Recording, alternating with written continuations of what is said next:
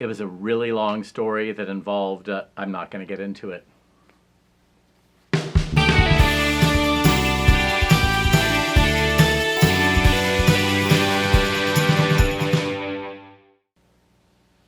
Sometimes people make an association between obvious body language cues and draw an obvious conclusion, like my arms are crossed, which means I'm closed. And I often fight back against this interpretation, saying, I can do this because it's comfortable, which is often the case. I can be like this and be really tight.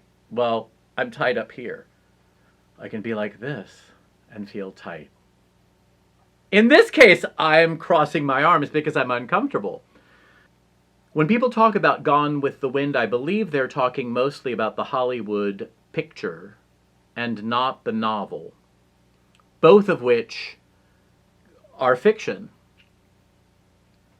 I did not read the book, Gone with the Wind, nor did I see the movie at all during my childhood or young adulthood, because I thought it glorified a culture that I didn't think deserved glorification. And people say, oh my gosh, you've got to see it. All the O'Hara girls they all have names because they're characters. And the slaves all have names too, because it was a simpler time when slaves would sing in the fields and come home to a warm cabin at night. I mean, what else can I cross?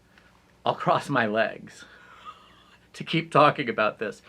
Here's the thing. I did not see Gone with the Wind until I was an adult, post-college, in New York City, which isn't racist because it's above the Mason-Dixon line, so that's good. I went with roommates, and Butterfly McQueen was one of the stars who came, one of the living stars, but she came out, bowed, curtsied, was really happy to address the audience at Radio City Music Hall, and they ran the movie. And I thought, this is long. The Technicolor is quite extraordinary.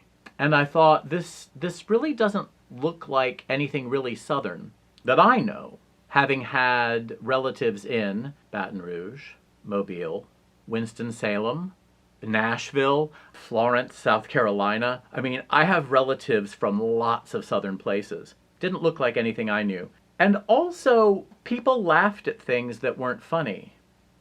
Like when Scarlett is beating Prissy, people laughed because she's just being bossy. She's just being impetuous. When Rhett sweeps Scarlett into his arms and carries her up the stairs to say, "You're my wife," the audience cheered. That's not really a happy love story scene happening when he does that.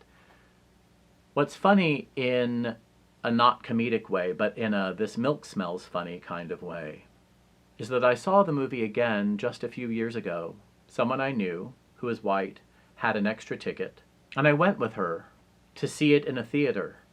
And I felt as though my presence at the movie, my showing up, was a self-indictment. And I also noticed two interesting things. One, when Scarlett's beating Prissy, nobody laughed. You could have heard a pin drop.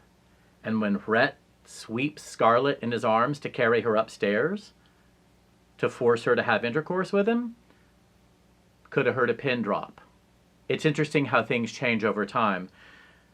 Also of note is when they restored Lawrence of Arabia, a couple of years after they restored Gone with the Wind and showed that at Radio City Music Hall, I took a pass on that one because that was a whole other hornet's nest I did not want to go into.